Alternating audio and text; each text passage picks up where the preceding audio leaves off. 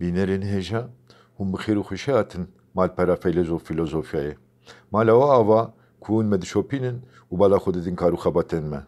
Di vê vîdeoyê de ez ê ji we re behsa zanista şûnwarnasiyê bikim. An jî bi gotinekê din arkeolojî. Şûnwarnasî zanisteke û li hemû tiştên ku ji destên mirovan derketine û li ser wan ket û xebatek pek hatiye vedikole.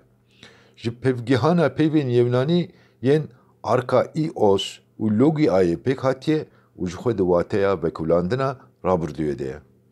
Li gor vê yekê meriv dibîne ku ev têgih li zimanê Tirkî wekî qazı bilîmê an jî em bibêjin zanista kolanê hatiye wergerandin ku wergerekî kêm û şaş e. Çunkî têra nasandina vê zanistê nake. Şûnwarnasî di nav xwe de gelek beşên zanistî yên cuda dihewîne. Di nav wan beşan de meriv dikare beşên wekî şûnwarnasiya beriya dîrokê, şûnwarnasiya klasîk, protohistorya, şûnwarnasiya Asya Nêzik, şûnwarnasiya Misrê, şûnwarnasiya Tewratê û şûnwarnasiya serdema navînî behejmere.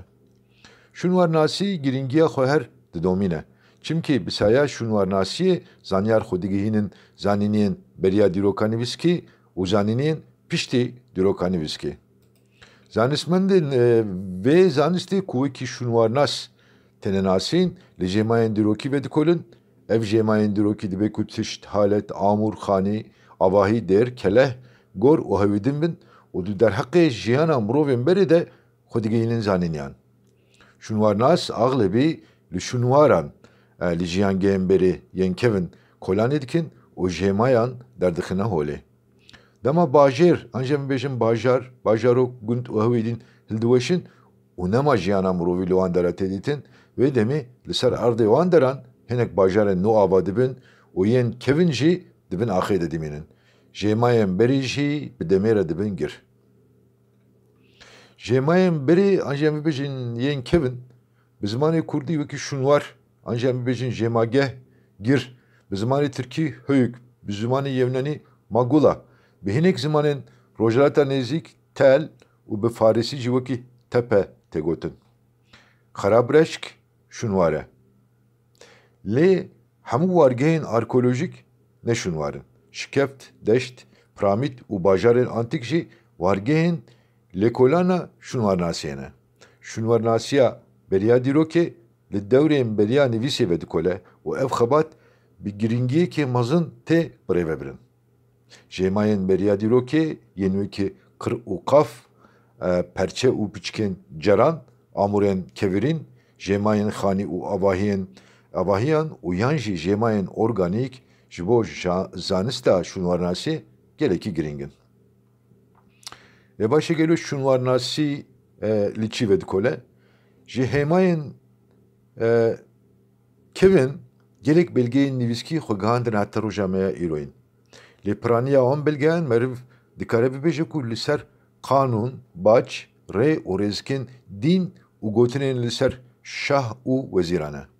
Bi tenê bi lêhûrbûna wan belgeyan meriv nikare xwe bigihîne ava û şeklên jiyana wan serdeman.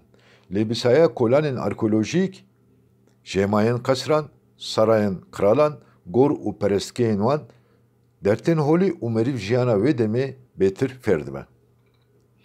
Piramîdên li Meksîka û Misrê, Akropola li Yevnanistanê demekê dirêj e ku gelekî bala mirovan dikişînin. Hinek mirovan jî qîma xwe tenê bi temaşekirina wan avahiyan neanîne û dest bi vekolandina wan avahiyan kirine. Ev rûdan bûye destpêka derketina holê a şûnwarnasiyê. Ew mirovên pêşîn yên merakdar şûnwarnasin. Meriv dikare bibêje taradiyekê vekolandina avahiyekê li ser erdê dibe ku hêsan be. Lê vekolandina avahiyeka dibin erdê de dibin axê de hew qasî jî nehêsan e.